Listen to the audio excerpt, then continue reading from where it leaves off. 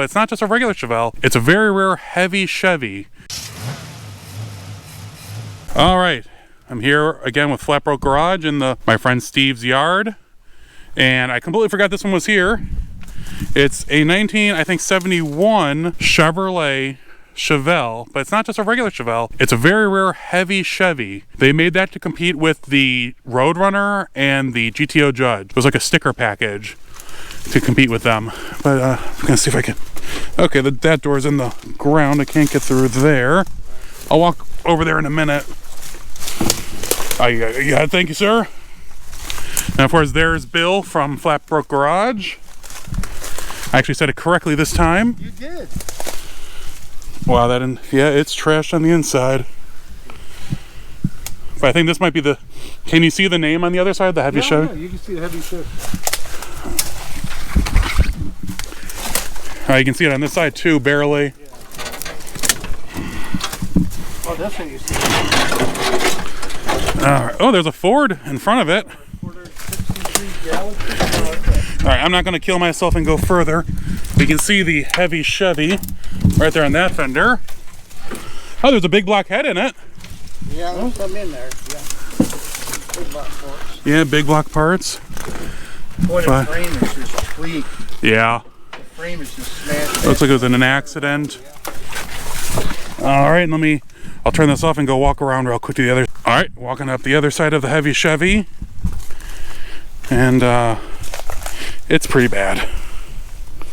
You can see, and it's also taking a hard hit over here. I mean, even the frame's tweaked. And unfortunately, it's probably not worth restoring at this point, but it's good for parts. Is that an Apache? An Apache. That's cool. See the name tag head in it? Oh yeah, I can barely make it out through the woods. Ford Granada. No one cares about Granadas. But yeah, this Chevelle, you can see it was hard hit right here. Look how big pushed it in. Buckled at the fire. Yeah. The frame, the core support, all. Oh wow!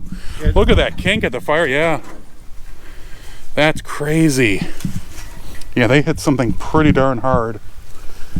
All right, I gotta get. Don't fall down. Yeah, I'm not gonna try. I'm gonna get you out. Nope, we're gonna get the crane and pull me out.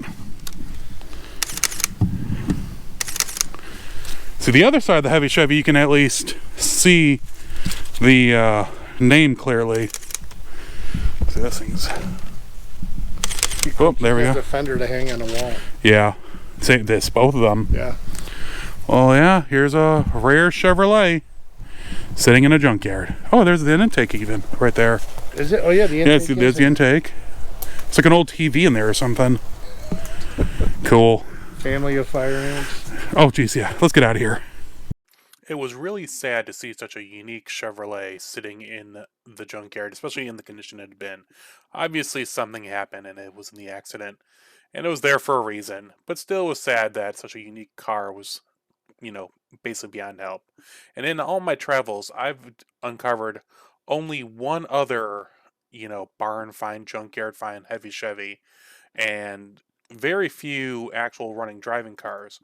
But when I see them, I definitely make sure to notate them. Like the one at Elmer's that's sitting there.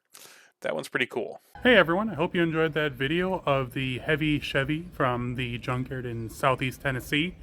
That car and others are for sale from this video and the one previously from the yard. All the contact information for the owner, or the guy who's handling it, is in the description below, so take a look. And of course, if you have any comments or questions, leave them below as well, and I'll take a look at them. But next week we should be back to that field full of Mopars, including I think a few 6-pack cars sitting in that field, so should be a lot of fun. Otherwise, I'll see you guys on Monday. Stay safe.